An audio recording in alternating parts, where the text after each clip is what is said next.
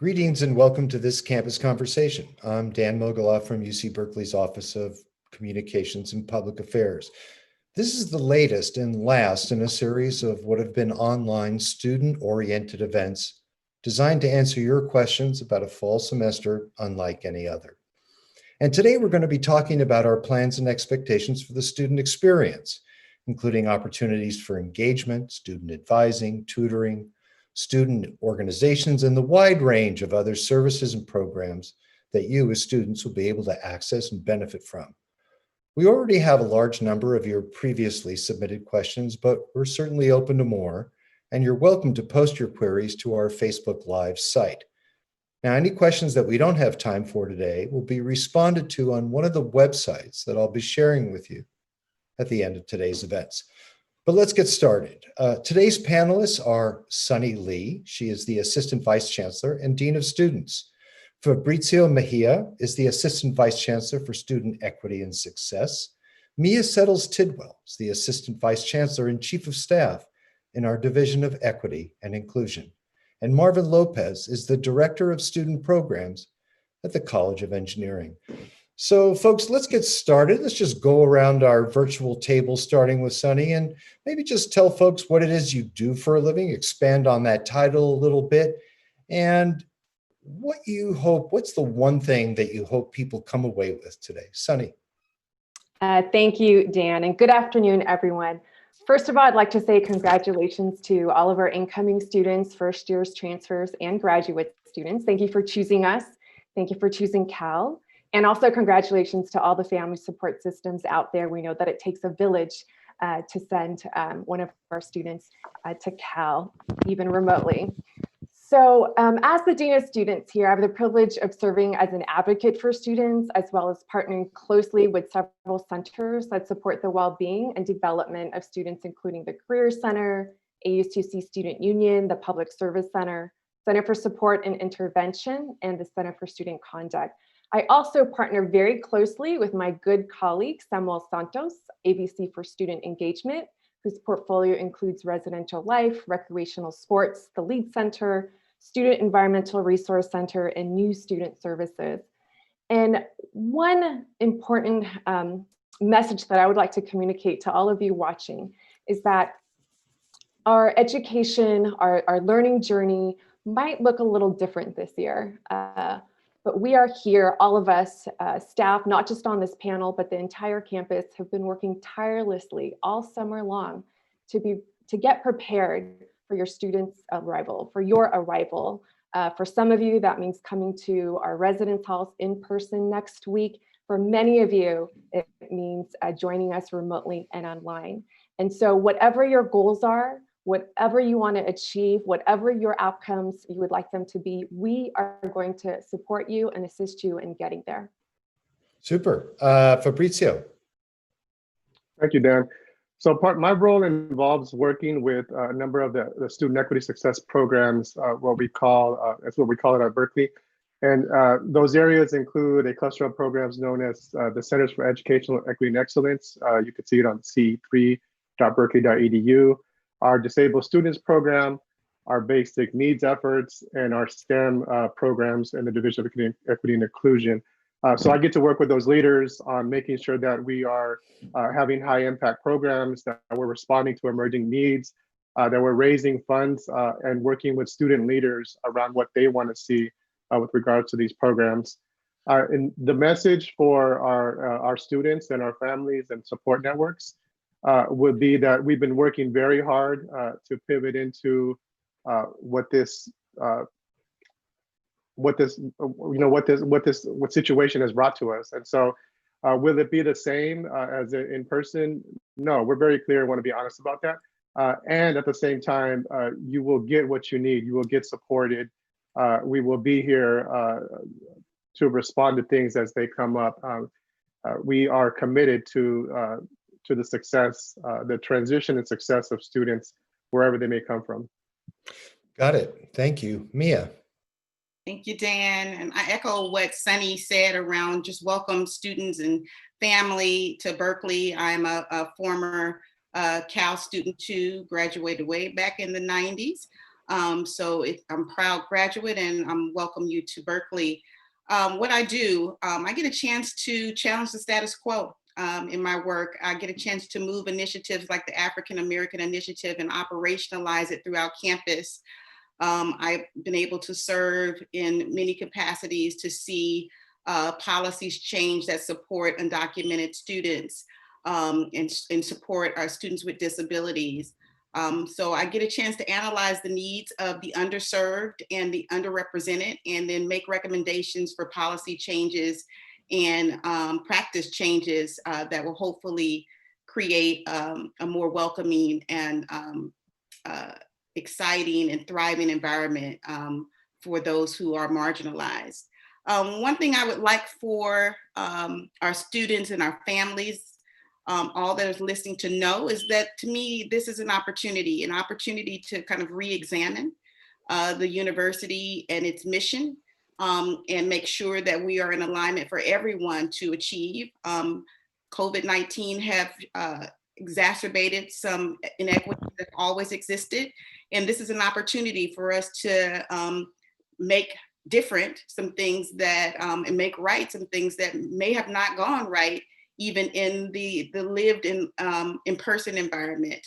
I love education, and I think that this is an opportunity for us to kind of see college life and development from a lens of being able to pivot, being flexible, and use our collective mindset to make it through this time together. So I'm excited to have this conversation.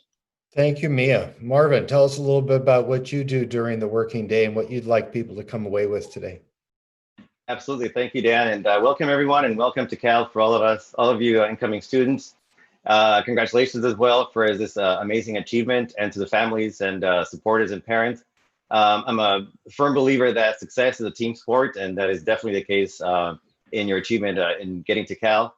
What I do on my day-to-day is I'm director of student programs in the College of Engineering. And what that means is I work closely with an amazing team in engineering student services to ensure that our students, and in particular those that have been historically underrepresented in the college or historically not part of the College of Engineering, have the tools and knowledge to support to succeed and thrive not only at Cal but beyond. So we provide academic support, professional development, and leadership development.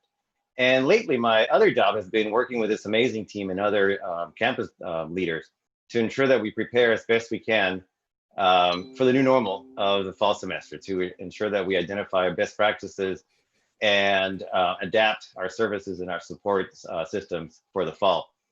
So something I'd like to everyone to come away with as we have our conversation today is that I don't need to tell you that we are in unprecedented times, and the crisis has affected everyone, and I want to acknowledge the impact it's had on our students, and the impact it's had on us and our staff and a team here at Cal in adapting and providing the services that we provide. But something I want to make sure that you all realize is that while the mode of delivery of these services, while we adapt the way we deliver the services that we'll talk about in a minute, our commitment to your success has not wavered. If anything, I would say has increased, because we know the impact it's having and how unprecedented it is for you and us. And so we are committed to make sure that as best we can, you have all the support that you will need, again, at Cal and beyond. So, and look forward to sharing what that looks like in a minute. But again, thank you and welcome. Thanks, Marvin. Sunny, I want to come back to you, and eventually I want to ask everybody the following question. You know, we shut down in a hurry in the spring in response to epidemiological conditions on the campus and beyond. We've had a few months now to work on student support services, and I'm interested to know how things will look different. But before we go there, I want to make sure we're all on the same page. When we talk about student support, what are we talking about? And I'm not asking for a full encyclopedic list of every program, but generally speaking, how do you think about student support and what does it include? Well, we've had the summer to prepare for the fall. And as we all know, what we thought fall might look like has changed as this pandemic has changed. And we've been responsive to that. It's been one of the most challenging semesters I've had in my 20+ year career, because it's something I've never experienced before, with the target and the goal always changing. But I can tell you this, that almost everything a student may want to access in person, we've done our best to transfer that engagement and that opportunity online. So I'll just share a few highlights of what that may look like for our student community. For example, the Career Center has planned 17 virtual career fairs for the fall semester. Our Lead Center, they've been working on a virtual career fair, on our virtual club fair, on how to connect our 1,000 registered student organizations to students who want to join. These are just a couple examples. Recreational sports, if you go on their website, there's a whole slew of activities. I just took a Zumba class myself a couple weeks ago. You could get personal training. And so it's been an incredible time of innovation and creativity. Folks have been working harder than ever to make sure that we deliver a quality experience, even if it's not the same. It's not going to be the same as if it was in person. And that camaraderie and that energy and the excitement that you get from being in the spirit of other people. But in terms of our services, our support, it's all intact. Academic advising, your advisors are ready for you. Many of you have already been in touch with them.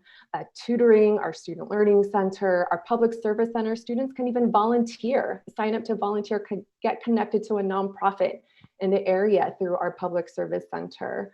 You can get legal advice from an attorney for students. You can get individual case management for our Center for Support and Intervention, and the list goes on and on. So I would say in terms of a support and engagement, in terms of what is available to you, it's all there.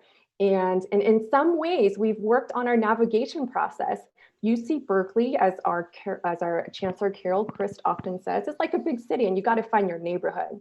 And so these online communities that have started in the spring, over the summer, and will continue to develop in the fall, has kind of allowed us to think beyond time-space reality in some ways. We don't have to worry about room reservations. We can come together as long as we have the technology, and we have support systems for that too. So I'll end there to let my colleagues jump in, because I know they have a lot to say about this as well. I will add that student support it depends on which lens you're looking at it through, right? So basically, what do you need to fully access UC Berkeley? It looks different for disability accommodations, or a student with a dependent, or a veteran that needs to access their educational benefits. And so our job is to make sure that we put in place those things that are responding to those needs.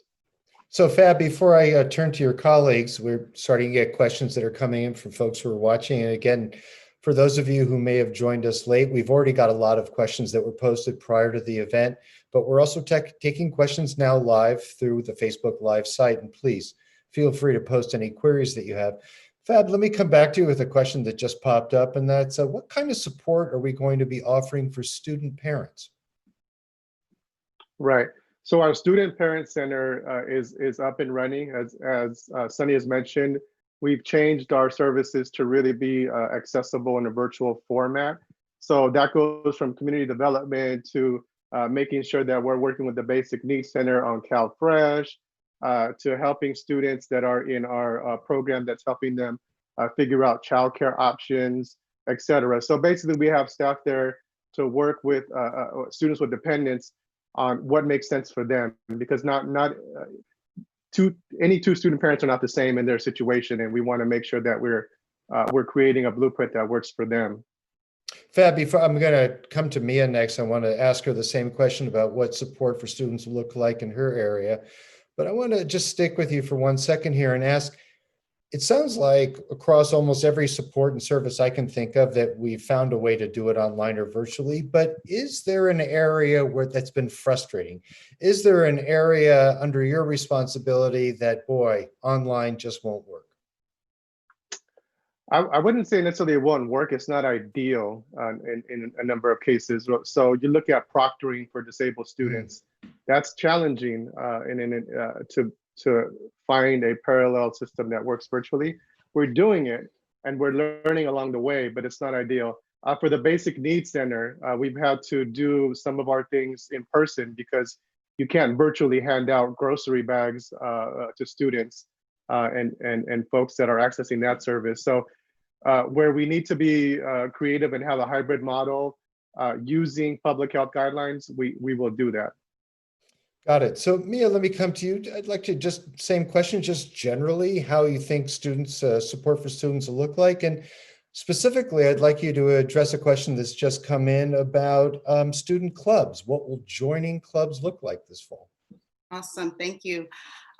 First of all, I would say that the student experience is more than just the classroom. So the student services are very important to the full development of any college-going student.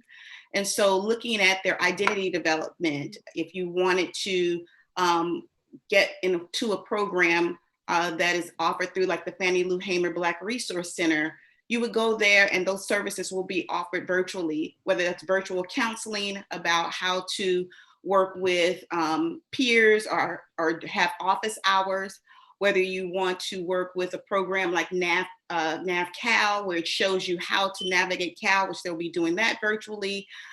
That's all helpful in helping you experience the holistic parts of Berkeley. One of the things we're learning through COVID-19 is that mental health is hugely important. And so our mental health services are right there for us to push out their services to us to say, we're here for you. No matter what range of mental health that you want to deal with. We know that the incident with George Floyd happened and there was a lot of mental health conversations that took place right here virtually to help folks really process that. And so when we say student services, it's everything, as Sunny and Fab outlined. It's from whether it's legal services to whether it's mental health services, or even just getting together with different groups. In terms of our student org, they have Cal Link, which is where I think it's situated in Sunny's office, but they have a portal where you can go to and learn how to sign up for a registered student org. And one of the things that we've been working with as a summer kind of think group is how do we help students use toolkits to engage in finding their belonging in place on campus? How do they start and curate their own groups? And so all of those services will be offered and toolkits will be offered to support students in navigating in a virtual space. You know, and somebody also asked as a follow-up on the same question about student organizations is, what advice might you have for student organizations in terms of fostering camaraderie in an online world? I can take Mia? that. Go ahead, Sunny. Okay, so our advisors at the Lead Center are ready for you. So if you haven't connected yet, please go connect with them. For returning students, you're familiar with the event Calapalooza. And so that's a traditional event at the start of the school year. Well, staff and students are creating a virtual format of that. And so how do you build camaraderie? It's not just the staff who are actually offering resources. Many of our student leaders are doing the same. Our associated students, ASUC, Grad Assembly, they have excellent opportunities for you to learn. They've been thinking about this a lot this summer as well. I also want to piggyback on what Mia said about student mental health. In fact, our ASUC student leaders are planning for a mental health week next week. And so you could look online for that. So mental health wellness, highlighting how important, especially during these times of COVID-19 and the extra stressors that everybody is experiencing. And so in terms of camaraderie, in many ways, it's also an opportunity for students to reinvent yourself and to access maybe more clubs than you normally would, because you don't have to travel and you're just going from one maybe Zoom event to another. So you can try different things out, and there'll be a matching system that the Lead Center will provide to connect you according to your values, your interests, and your passions. Got it. Thanks. Marvin, please. And Dan, if I can add to that, I'll give you an Please. example of what's happening at the local level. For example, in the College of Engineering, and I believe most colleges will have local orientations on August 25th. And for example, something that's happening in engineering, and I know it's happening in other colleges, is we're holding a local version of Calapalooza where students are having virtual fairs, virtual student fairs, recruiting fairs to highlight what they do.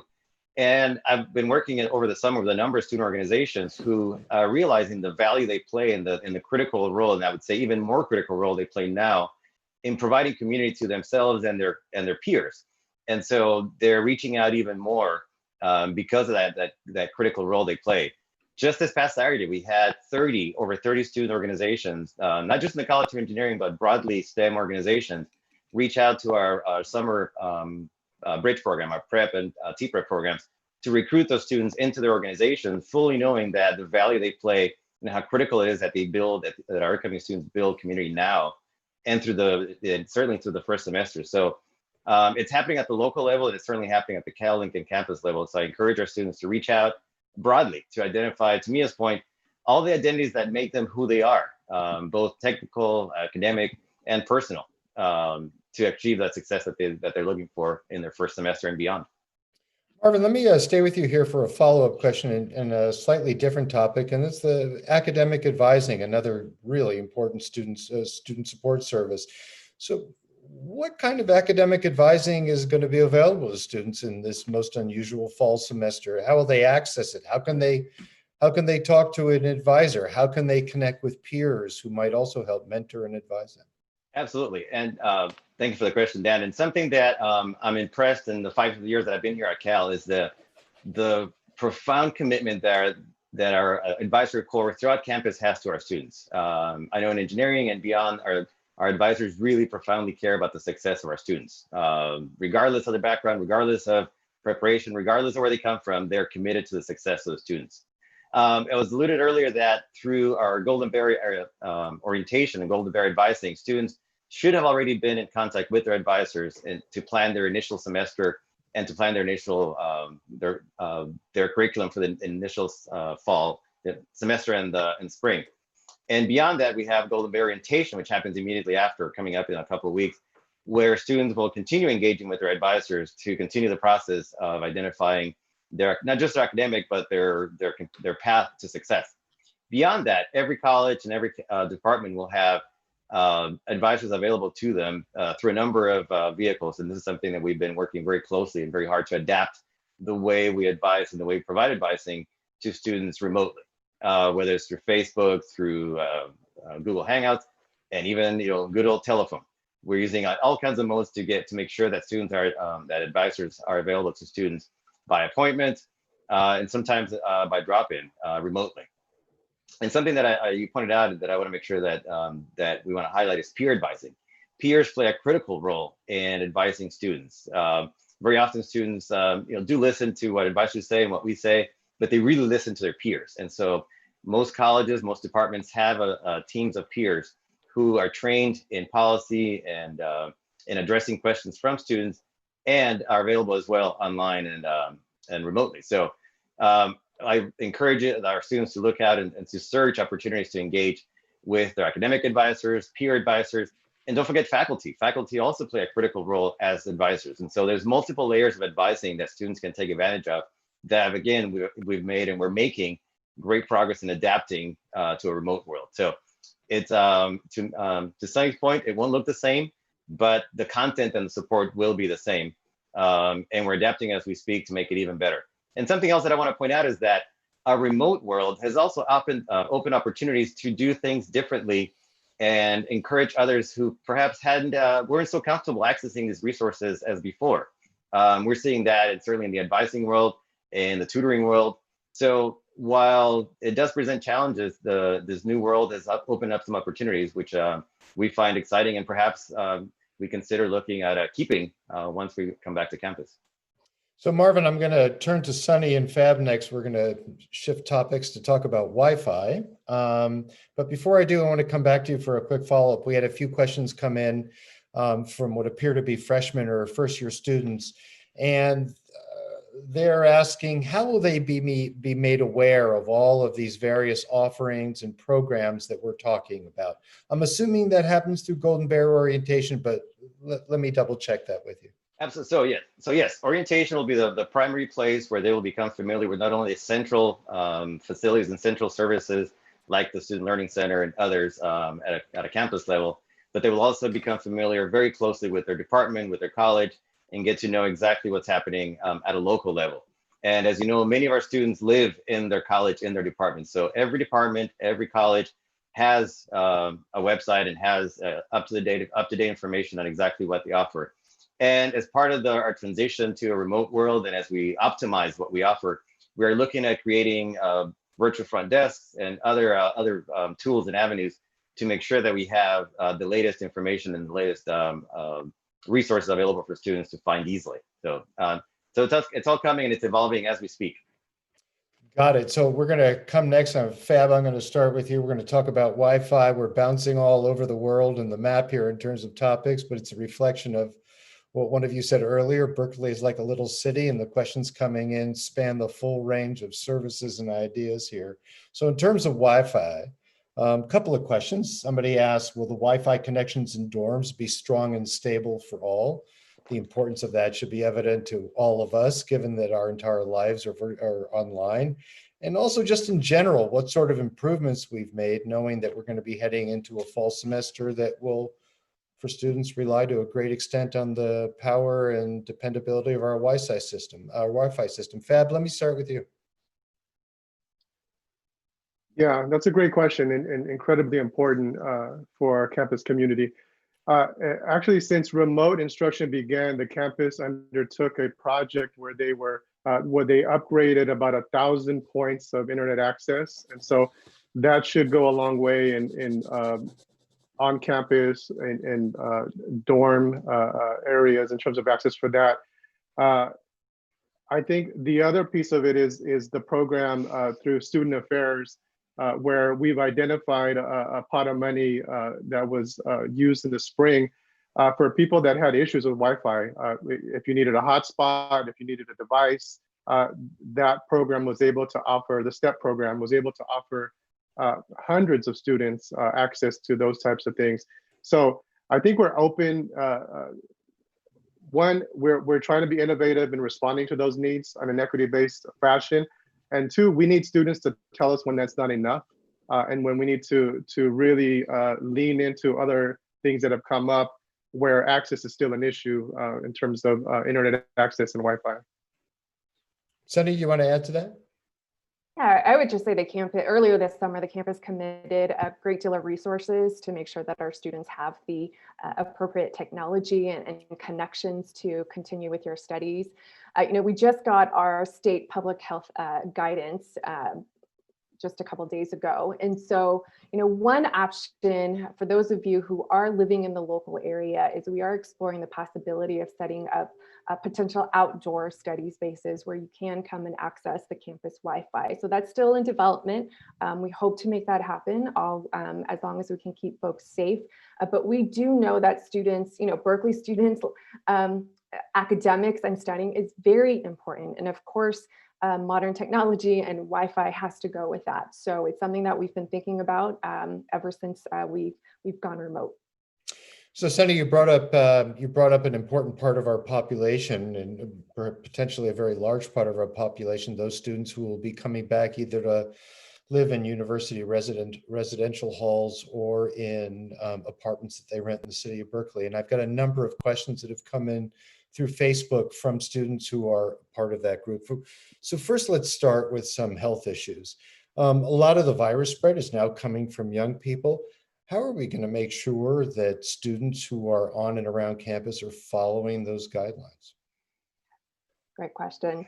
So we're approaching this with community accountability in mind. We know that to have a healthy campus community on and off campus, we all, each and every one of us, need to do our part. And we know that it isn't possible to guarantee that any group of people of any age or demographic will take all the steps to limit the spread of this virus. We've seen stories all over the news of people of all ages and backgrounds not following public health guidelines. Now, with that said, we do have plans for an educational social norms campaign, and we'll also send direct messaging to students about our expectations. And students will be expected to accept the Keep Berkeley Healthy Pledge, which will soon appear on students' Cal Central page. There will also be an app for a daily symptoms checker for anyone who absolutely needs to come to campus. And, we have the ability to impose some consequences for anyone who engages in egregious offenses or is a repeat offender while on university property. Now, for offenses in the city has the right to impose fines and even cite people criminally for failing to comply with public health orders. And so, the key message is that it's all on us. I grew up in a family, many of us did, where we were to think collectively about the collectivist, what's good for all, the whole family, the community, not just about the individual. And I think many of our students already share this value. And so, for the students who are coming to our residence halls, there are going to be some stricter guidelines and some explicit guidelines for them about what to do in the first couple of weeks. And how to engage, and even down to the nitty-gritty of how to use restrooms. So we've tried to think about everything that we can, but we know that there's no way absolutely to control an individual student's behavior, and that it's all on us to keep each other accountable and healthy, and that is the way we'll get through this pandemic. Mia, did you want to add something to that? I just want to underscore what Sunny is saying about approach. We're approaches as a community. We recognize too that we don't want to police people. We don't want to create that atmosphere of that we are creating a divide of any sort. But we want to make sure that we think about it from a community point of view. So how we approach the process that Sunny outlined is what we've been discussing. And how do we make sure that everyone understands the standards and the community agreements that we're making, and how to facilitate that in a way that keeps people's dignity and humanity in place is a big part of the conversation around making sure that we stay healthy and safe. Some of our guiding principles were to stay student-centric and equity-centered, to be flexible and adaptable, as well as to have a collective mindset and community. And so even with trying to maintain the guidelines, those principles will still be in place. And I'll add one more thing, Dan, Please. that are no surprise to you, our students are innovative and outspoken. They've been involved this whole process with thinking through, what would this look like? Would that work for you all? And so a lot of their advice and insight led to us developing better and more effective ways of thinking this through. Got it. Thank you. That was a great add. And thanks to Mia for yours as well. Both extremely important points. Sunny, let me come back to you with another question for the same sort of group of our student population. This has to do with food during sequestration. This person writes, I hear that students who will be coming to the res halls will be fed 3 meals a day during the 10-day sequestration period. Can you confirm what the meal plan will look like? Yeah, so all dining halls will be closed, but students can come and pick up their meals, and then expected to, honor the sequester period and enjoy their delicious takeout meal. And so that's the plan. And then after that sequester period, more spaces will open up, and students will be in small groupings that they'll be allowed to interact in. I can only say that once this pandemic is over, I never want to hear that word takeout meal again. Can't wait to go back to a restaurant. Another question for students who will be on and around campus, Sunny. And again, I'll ask your colleagues to please pitch in if you wish. This has to do with student cohorts. Somebody asked, could you talk about any plans you may have for student cohorts that are for students that are planning to come and live on the campus? In other words, I think the question here is, how are we going to connect with each other, those of us who are going to be in town?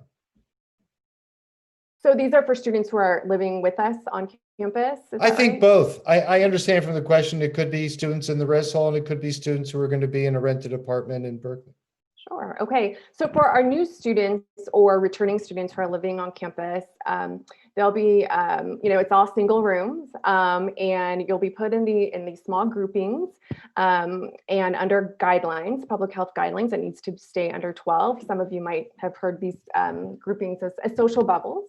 And which has been a popular term. And so that's one way that we'll build community amongst our student populations. Now, for new students who are not living with us, who are joining us remotely, our incredible new student services team will extend within the first semester groupings based on some academic affiliations or interests. So there'll be remote online communities developed to foster a sense of community and support amongst peers with the involvement of student leaders and staff. And so, and in terms of students living, returning students who are living near us, we encourage you to, many of you are already involved. Many of you have already started your own clubs, have, maybe work study jobs you'll get to continue to do remotely.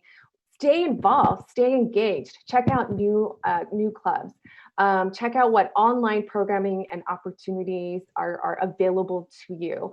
Keep exploring and continue that journey even further, maybe in a way that you wouldn't if it was in person.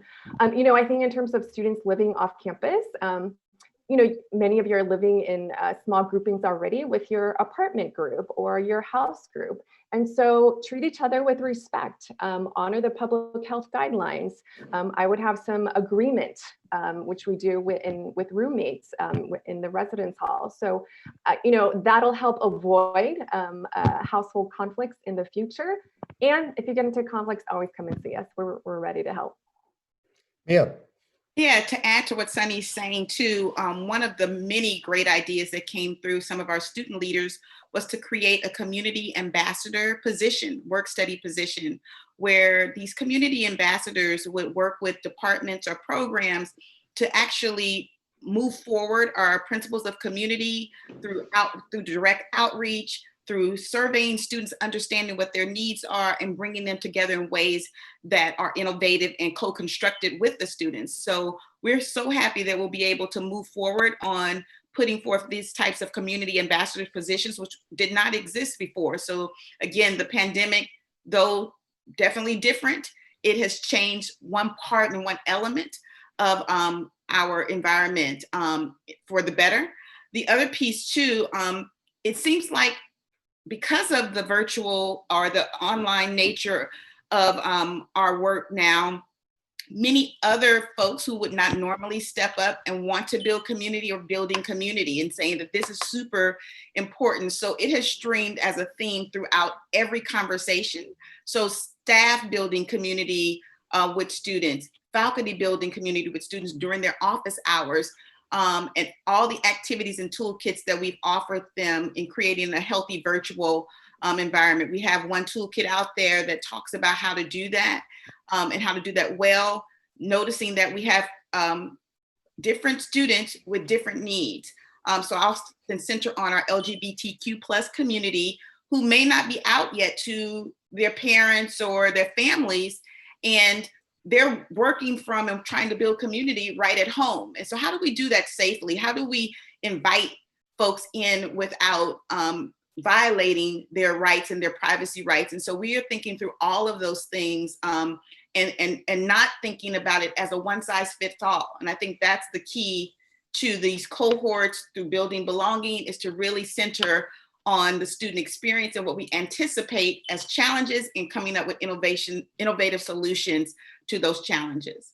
Yeah, Marvin, I'll come to you in a second. I want to just follow up with Mia. When you say building community in an online virtual world, what exactly does that mean? How is community built? What are you seeing around you now?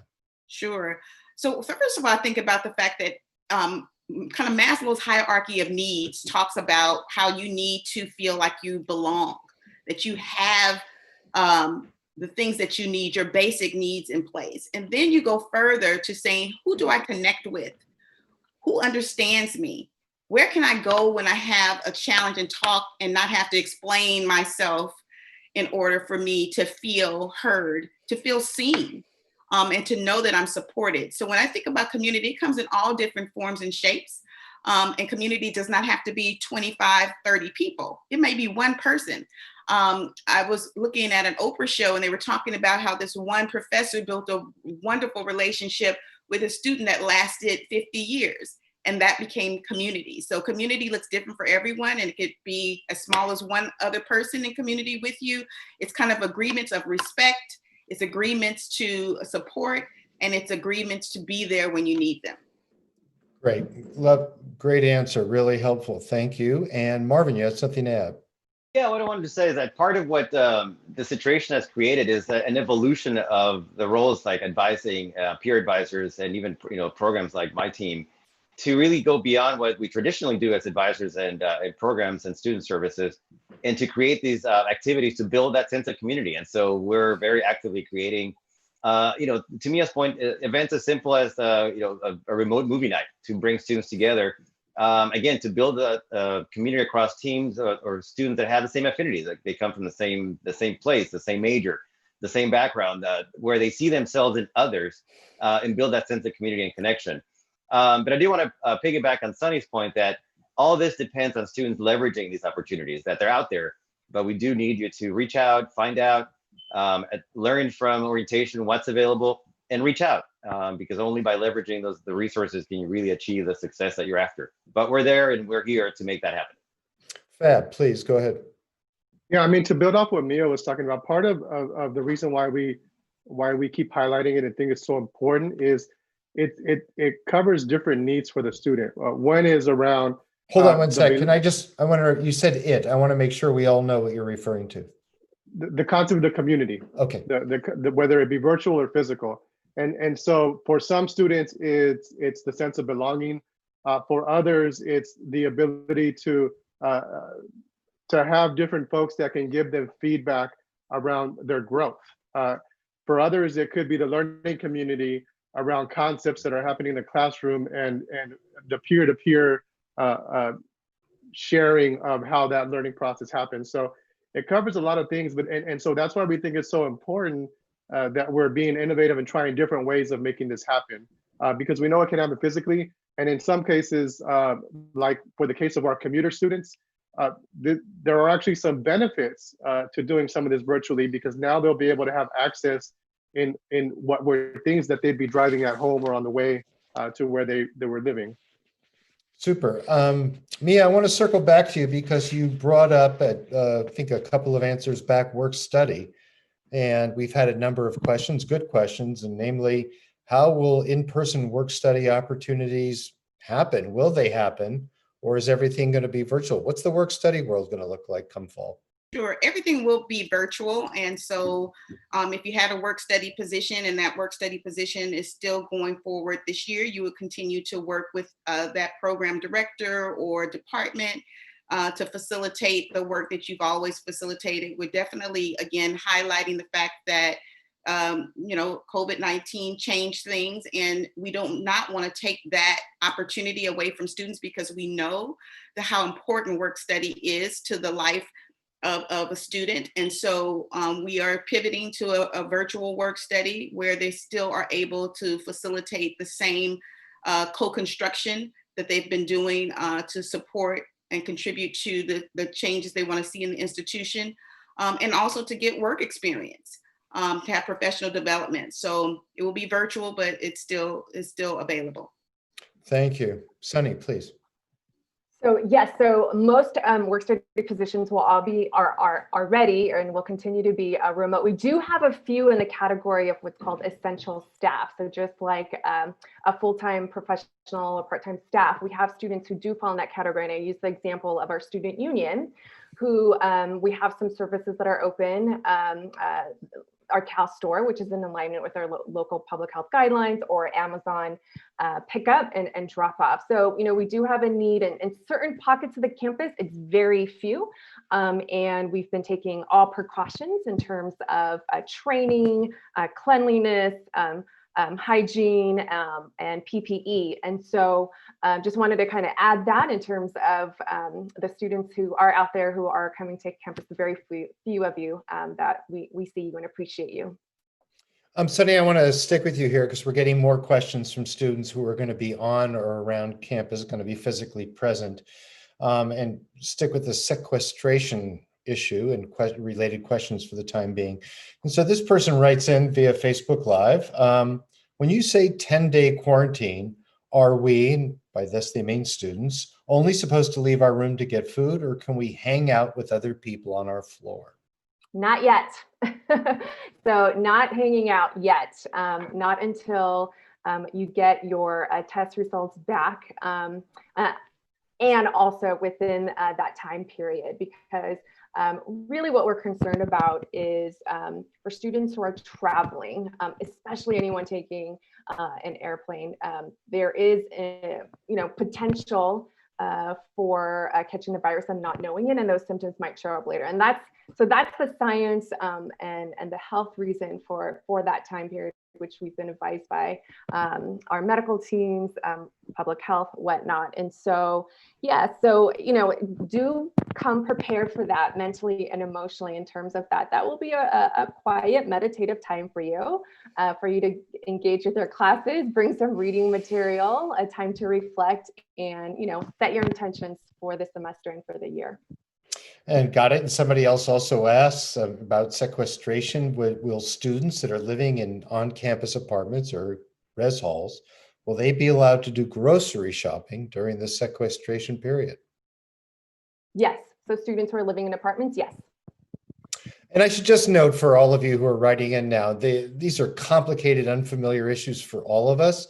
And it will be a great idea to check the websites that I'll be sharing. I'll be sharing the website addresses at the end of the event.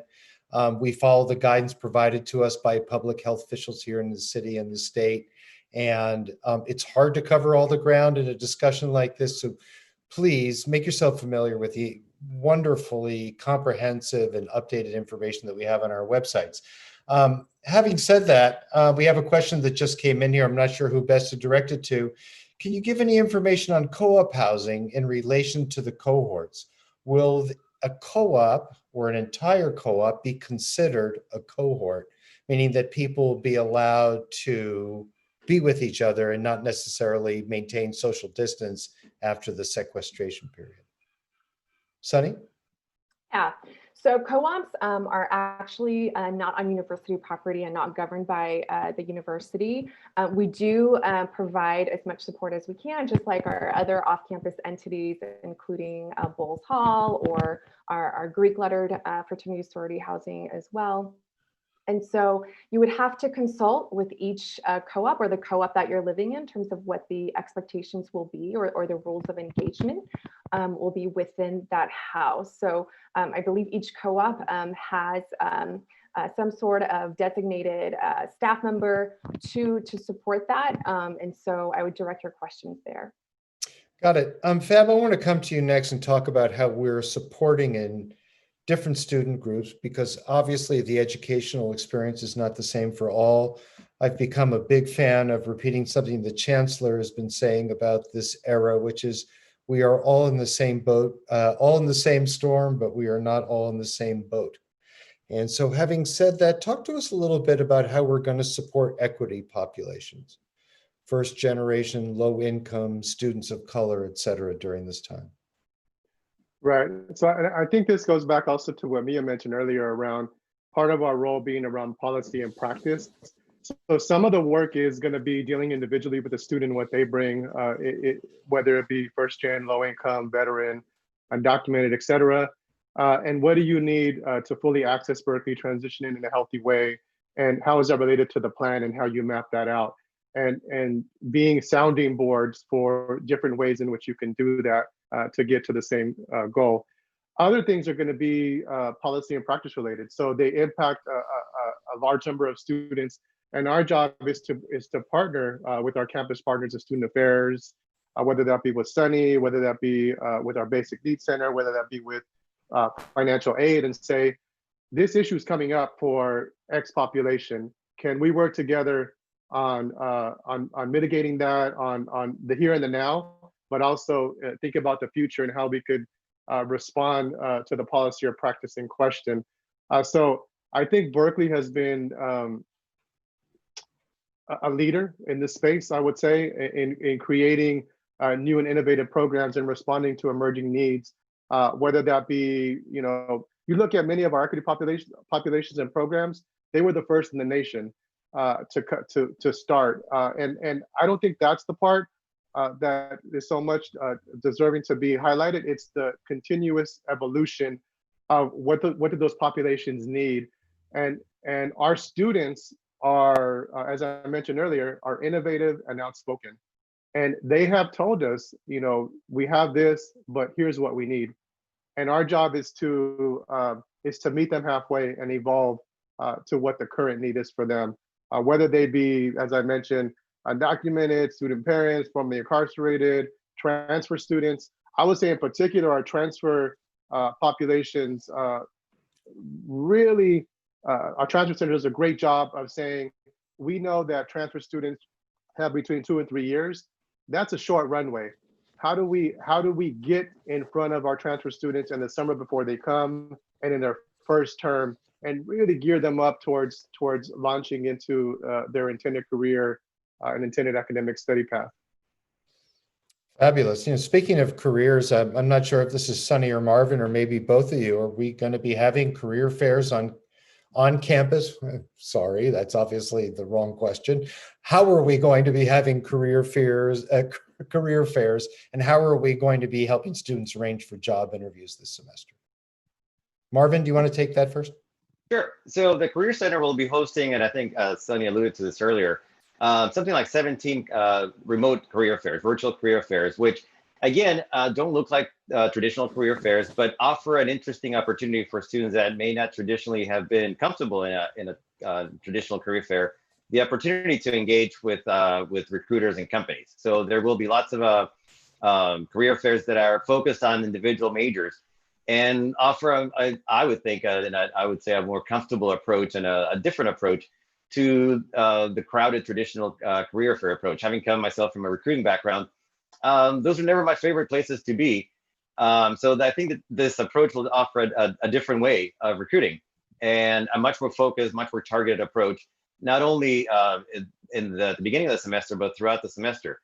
And an element that I don't want to leave out of the recruiting conversation is the role student organizations play in recruiting. Student organizations play a critical role in connecting, not just in building community and building support for students and development, but in recruiting and connecting students with alumni and company sponsors that they work with. Certainly the College of Engineering and other STEM-related fields and departments, student organizations play an amazing role in connecting students to opportunities. So again, and to Sunny's earlier point, the key is reaching out, is learning about these opportunities, leveraging them, learning about them, and getting them, putting yourselves out there. But there will be opportunities for career fairs and recruiting in a remote world. Sunny? Yes.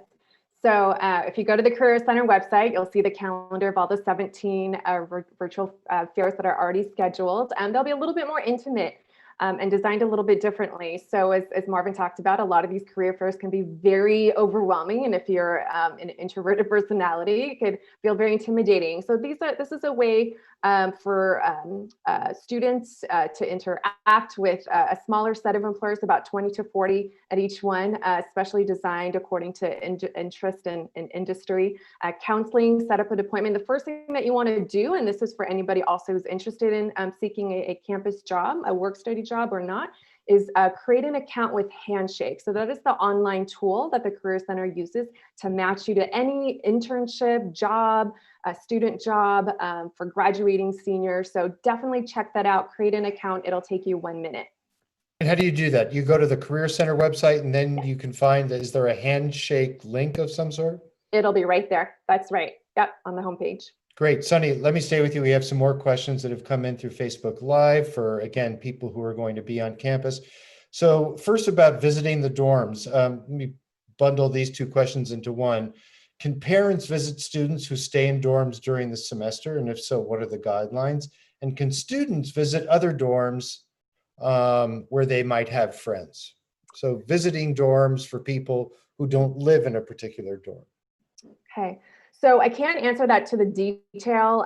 Again, we've been adapting all of our policies according to meet the public health guidelines. So we still have to go through the 34-page document that we just got a couple of days ago that our legal counsel is all helping us to decipher. So I can't answer the parent one. And I think in terms of just from my perspective as the dean of students, I would advise not.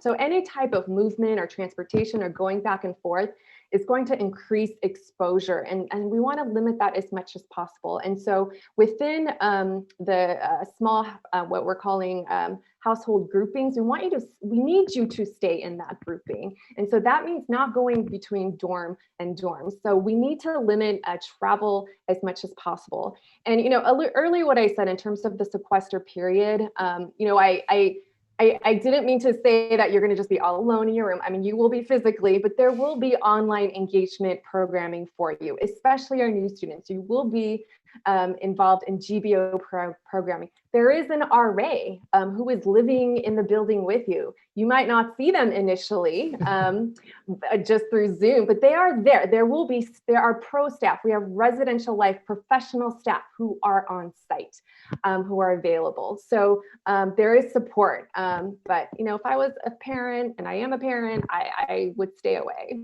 for the sake of your student and all. Thanks, honey. And I want to add one thing to what you said for those of you who are watching. The university does not establish its own public health guidelines.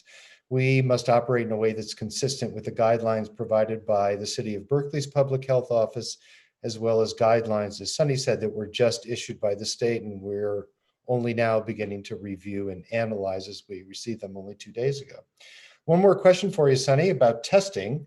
And this one is, for those freshmen moving in, will they have to make an appointment at TANG, that's the University Health Services, ahead of time for the COVID test, or will there be pop-ups set up around the dorms? And I assume pop-up testing centers is what this person means.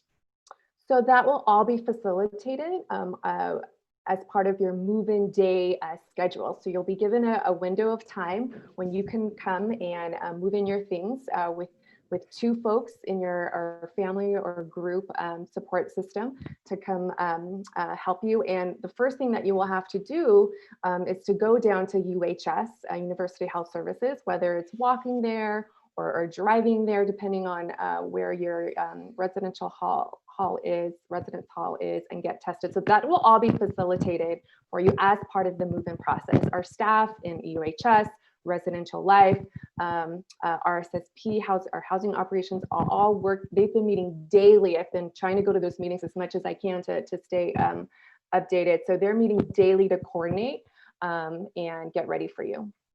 Sunny, you talk a little bit about another question that's come in, what the differences are between the sequestration we're asking students to do in university residential halls and the guidelines for those who are living in apartments that they rented in the private housing market in the city of Berkeley. So what we're expecting in terms of, of, in other words, do the same rules apply? If I'm living in a dorm, are there one set of rules and guidelines? And if I'm moving into an apartment or moving back into my apartment, is there a separate set of guidelines? Do I need to roll in a different way?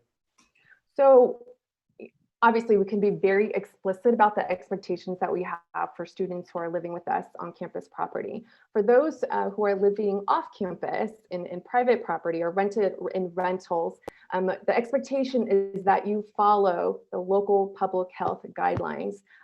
So pay attention to the local news, Berkeley side, your news source, pay attention to campus announcements that go out regularly from public affairs and other entities on campus to keep you updated. And so while the same set of expectations and rules and guidelines might not apply to those living in private property, we do expect you to follow local public health, be safe, be respectful, be mindful of your neighbors who are non-students. Please do your part. All right, we only have a few minutes left, and I have a couple of more questions. The first, I think, is for Fab and maybe for Sunny and Mia, maybe for all of you as well. The pandemic isn't the only crisis that's happening right now, and Berkeley students are known for their engagement with the real world. We're also in the midst of battling an economic crisis and racial injustice and inequities. How do students get involved? How do students who want to be part of the solution, who want to be engaged in the issues of the day, how do they get and stay involved in this virtual era? Fab, let me come to you first on that one.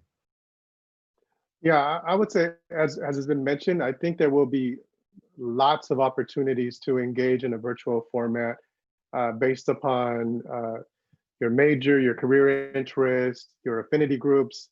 The question is, how do you wade through that water and decide what makes sense for you and how much makes sense for you in that particular time. So it's the opportunities will be there. The question will be, what do you want to choose to engage in? And those will happen through the Public Service Center. They will happen through student groups. They will happen through your social bubbles that you connect with. It'll happen through bridges and the recruitment and retention centers. So we usually tell students, if we're in a physical format, to be very, very, very careful about how much you do. I don't think I think that will still apply in a virtual format. So the difference is you don't have to do all that travel time to go to all those different meetings. You can shut off your Zoom and then join another one within 10 or 15 minutes. Yeah. Yeah, I just add that, I'm super excited about this question because we still have our committees up and running. And one of our committees that just made recommendations this summer to the chancellors around our independent advisory board on police accountability and community safety, where we have established our board, but we will be having public community forums, focus groups to listen to community, to respond to the recommendations and to see what we're implementing. We also have talked a lot about an anti-racism and anti-Black racism kind of agenda, setting that tone for the entire campus, and talking about the frameworks that will support us in making meaning and making a difference, moving from ally to co-conspirator. What does that look like? And we definitely see our students being at the forefront of that work. They've already done a great job of sending us multiple letters of support and concern and ideas around how to basically address that institutional and societal disease pandemic. And so I think through committees, multiple committees, we would love to have our students work on these issues with us. Super. And with that, we have run out of time. I really want to thank you all, Fab and Marvin and Mia and Sunny. It sounds like the campus is primed and pumped for the start of the semester as best as we can be. And so thank you for all the time and hard work you put in over the summer and for being here with us today. And now I want to ask my friends at ETS to put up a really important slide. Folks, these are the websites we've been talking about where you can go through. As long as the pandemic is with us, we're going to be keeping these sites updated.